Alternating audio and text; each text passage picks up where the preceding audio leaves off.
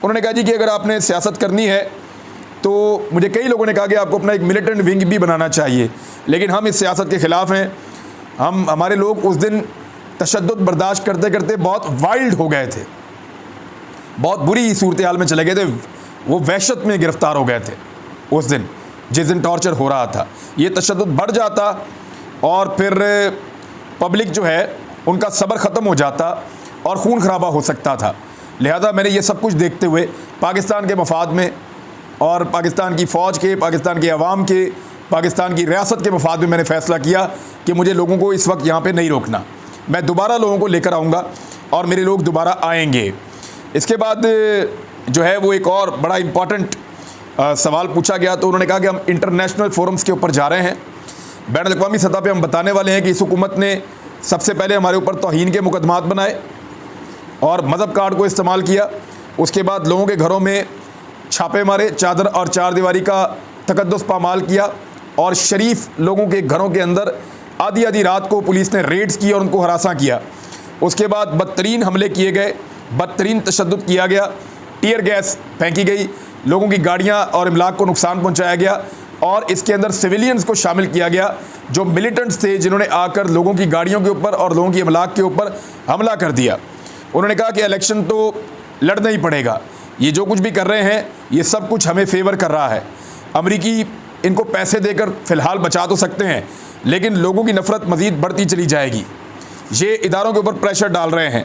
मैं 15 से 20 लाख लोगों को इस्लामाबाद ला सकता हूँ।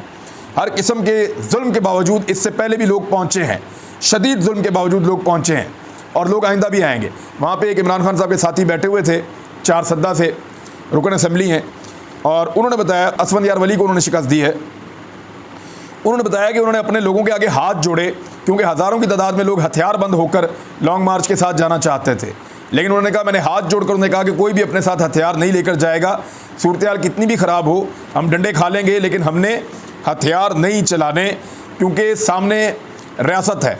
तो इस तरह की सूरत हाल पैदा हो गई थी। इमरान खान साहब इसको बहुत अच्छे तरीके से जानते थे, लेकिन इमरान खान साहब ने गिला किया कि वहाँ पे मुझे कुछ लोगों ने वीडियोस भेजी जिसमें रेंजर्स वाले हमें मार रहे हैं और लोगों ने हमसे ये सवाल उठाया कि ये तो न्यूट्रल थे, अगर ये न्यूट्रल थे तो फिर ये हमें क्यों मार रहे हैं।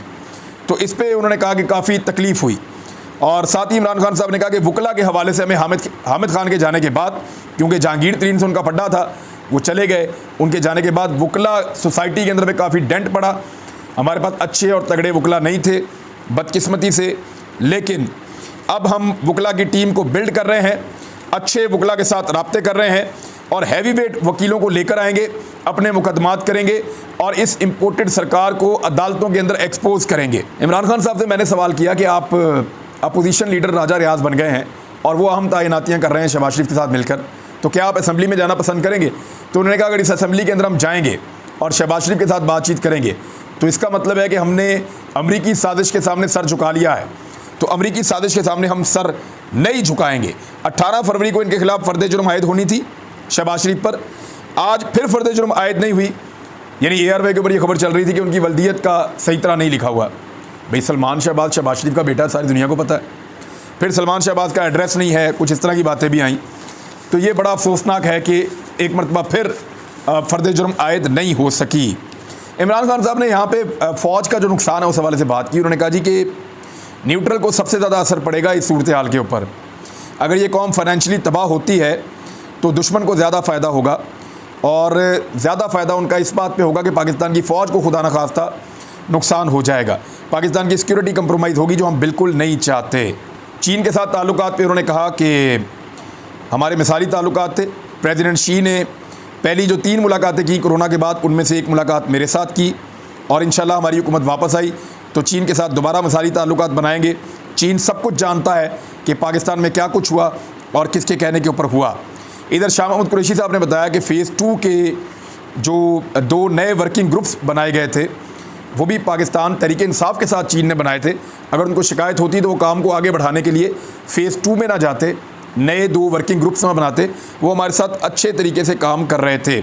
शाह महमूद कुरैशी ने एक और चैलेंज किया कि अयाज सादिक ने, एहसन इकबाल ने और मलिक अहमद ख़ान ने ये हलफ देकर कहें कि क्या इन्होंने मुझे नहीं कहा कि नवाज शरीफ से लेकर नीचे तक हम सब असम्बलियाँ तहलील करने पर तैयार हो गए हैं। 19 जून को असम्बलियाँ तहलील कर देंगे, 5 अक्टूबर को इलेक्शन की तारीख दे देंगे। असद महमूद जो फजलुर रहमान पार्टी के वो भी मान गए थे, फैसल सब्जवारी MQM वाले वो भी मान गए थे, सिर्फ पाकिस्तान पीपल्स पार्टी एक रुकावट थी। तो उन्होंने कहा कि यूसुफ रज़ा गिलानी और जो राजा परवेज़ अशरफ है पीपल्स पार्टी वाले वो नहीं मान रहे थे और वो एक दूसरे पर डाल रहे हैं। एक्चुअली इस वक्त पाकिस्तान तहरीक इंसाफ के ख़िलाफ़ इलेक्शन लड़ने की हिम्मत नहीं कर पा रहे। इधर जो बड़ी इंपॉर्टेंट चीज़ें हैं वो एक तो चौधरी गुलाम हुसैन साहब ने बड़ी अहम बात बताई। उन्होंने कहा कि आर्मी चीफ ने चौधरी गुलाम हुसैन साहब को ये बताया और उन्होंने हल्फन ये बात की कि आर्मी चीफ ने जनरल कमर जावेद बाजवा ने चौधरी गुलाम हुसैन साहब को, जो एक जर्नलिस्ट हैं, उनको ये खुद बताया कि जो CPEC की पहली सरमायाकारी आई थी उसमें से जो 19 अरब डॉलर्स आए थे उनमें से 9 अरब डॉलर्स जो हैं वो नून लीग की हुकूमत खा गई थी। मैं आपको फिर बताऊं, चौधरी गुलाम हुसैन जो एक जर्नलिस्ट हैं, उन्होंने कहा कि जनरल कमर जावेद बाजवा साहब ने उनको ये बताया और हल्फन उन्होंने बताया कि CPEC की जो पहली सरमायाकारी आई थी 19 अरब डॉलर की, उसमें से 9 अरब डॉलर नून लीग की हुकूमत खा गई थी। और इसके बाद फिर इमरान खान साहब ने बताया कि 20 अरब डॉलर के प्लांट में से 5 अरब डॉलर सीधा इनकी जेब में गया था। और अयूब खान के बाद पहली मरतबा ऐसा हुआ, इमरान खान साहब ने कहा कि पाकिस्तान की इंडस्ट्री की ज़बरदस्त ग्रोथ हो रही थी। अब इसमें कुछ चीज़ें मैं बताता हूँ जो वहाँ पे ऐड की गई। हमाद अज़हर मौजूद थे, तो ये टेक्निकल चीज़ें हैं लेकिन आपको जानना ज़रूरी है। उन्होंने बताया कि यूरो बॉन्ड का रेट इमरान खान साहब के दौरे हुकूमत में 6% पर था, इस वक्त 30% पे पहुँच गया है। 6% से 30% पे पहुँच गया है। ये अलार्मिंग है, पाकिस्तान दिवालिया हो सकता है। श्रीलंका में 8% से 45% पर पहुँचा था तो श्रीलंका डिफ़ॉल्ट कर गया था। फिर उन्होंने बताया कि पाकिस्तान तहरीक इंसाफ के दौरे हुकूमत में फ़ी दिन जो रुपए की कदर कम हुई डॉलर के मुकाबले में वो 3 पैसे से 4 पैसे के दरमियान है। यानी पाकिस्तान तहरीक इंसाफ ने जितने दिन पाकिस्तान पे हुकूमत की और डॉलर की कीमत जितनी बढ़ी, उसको अगर आप डिवाइड कर दें दिनों के ऊपर, तो एक दिन में पाकिस्तान तहरीक इंसाफ की हुकूमत के एक दिन में जो डॉलर की प्राइस बढ़ी है वो 3 से 4 पैसे बढ़ी है। अब आ जाएँ शहबाज शरीफ। शहबाज शरीफ साहब के दौरे हुकूमत में पहले 45 दिनों के अंदर जो डॉलर और रुपए की कदर में फ़र्क आया है वो एक दिन में 50 पैसे का आया है। 10 गुना से भी ज़्यादा फ़र्क पड़ा है।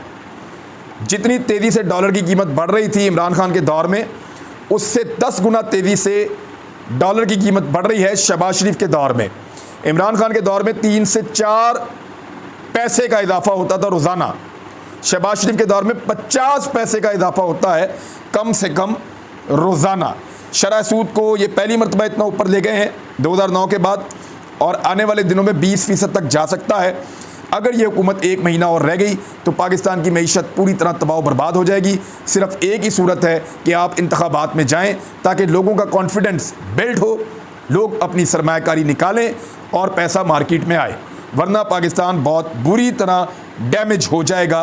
इलेक्शन अनाउंस करने के अलावा और कोई चारा नहीं है। तो ये सारी चीज़ें हैं जो सहाफ़ियों के साथ मुलाकात में इमरान खान साहब ने खुल के बताई, मैंने आपके साथ शेयर कर दी। अब तक के लिए इतने, अपना ख्याल रखिएगा, अपने इस चैनल का भी। अल्लाह।